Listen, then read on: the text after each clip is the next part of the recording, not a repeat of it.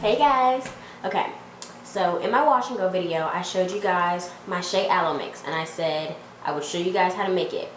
Well, I'm almost out, so I'm gonna make some more, and I said, hey, why don't I record it?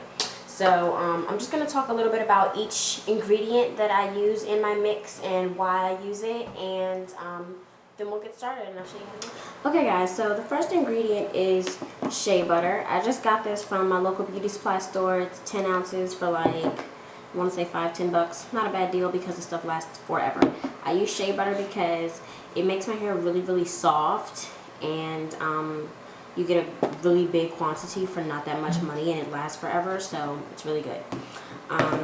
Then I also use coconut oil. Coconut oil is good because this and extra virgin olive oil are the only two known oils that actually get inside of your hair strand and penetrate the hair shaft to help lubricate and moisturize the hair from the inside out. That's my microwave beeping. So yeah, I use these two.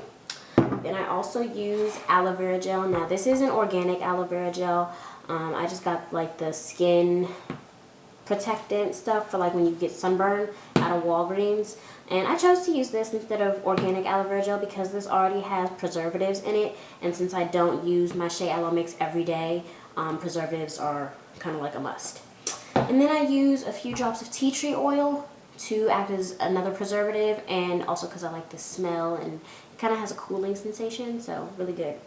Now it can be kind of hard to mix these things with the shea butter not melted, so the reason you heard my microwave beeping is because I just warmed up some water. So I'm going to pull that out and show you guys how I melt the shea butter before I... Alright, so when you're measuring how much you want to use, I just do equal parts of everything, pretty much. I might use a little bit more shea butter just to give the mix some thickness and like a smoother consistency rather than a liquidy one, but I just pretty much do equal amounts. So I'm going to use this spoon as my measuring utensil.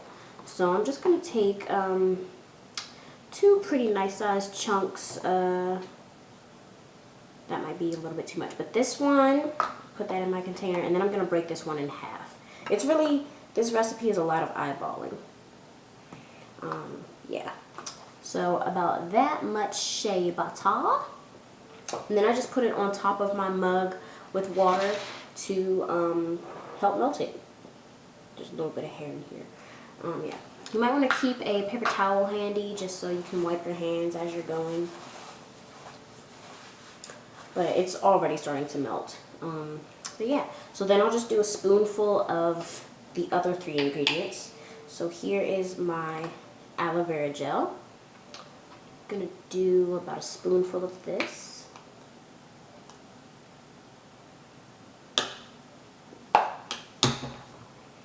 Add that into the mix.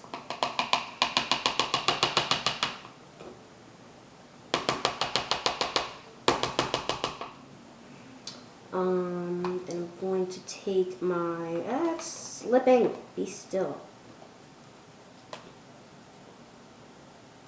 Okay, whatever. I'm going to take my olive oil next. Do about a spoonful of that. And this is like a nice heaping spoonful. And last but most certainly not least, coconut oil. I'm going to scrape off all this extra aloe vera because I feel like it's going to throw off my measurements.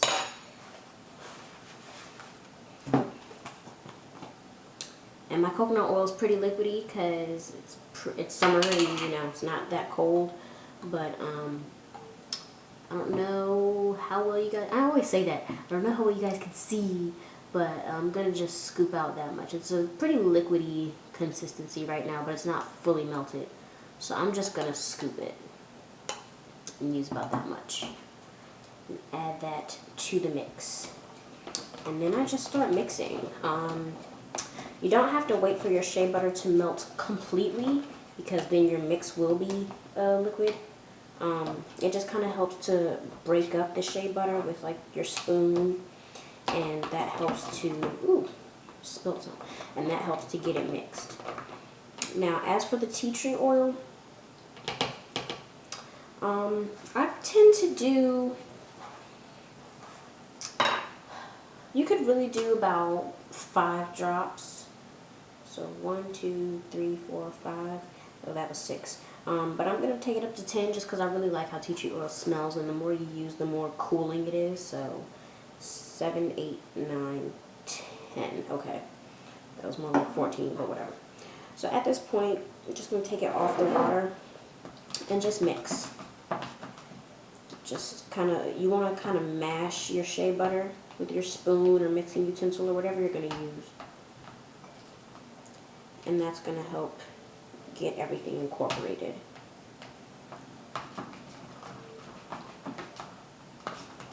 If you mix it over the heat, it'll all get mixed faster, but again, it'll be a liquid and not a cream, and you'll have to wait for it to cool down.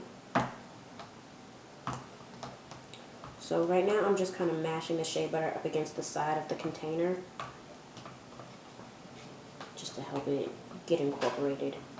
So once it's done, I'm going to come back and show you guys the finished result. But that's really just it. Oh wow, I had it on my lanyard the whole time. I was at work earlier today. Sorry guys. But once it's done, I will come back and show you guys the finished result so you can see exactly what it's going to turn out like. Okay guys, so it's like almost 1 o'clock now because I started kind of late, but here's the finished result. I ended up putting it in the freezer. Sorry. I ended up putting it in the freezer to let it solidify because I mixed it over top of the hot water from the microwave, and it was kind of liquidy, so it's still pretty cold even though it's been sitting out for about an hour. But it's got a really soft texture. It's almost like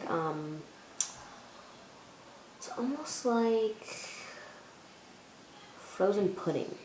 It's got like a puddingy texture, but like really cold. But yeah, that's all I really do to make my shea butter mix. And it works really great as a lotion in addition to a hair moisturizer. So try it out. Let me know what you guys think. If you have any suggestions for anything to add to it, different amounts to try, I'd love to hear what you guys have to say. So I will see you all in the next video. Bye.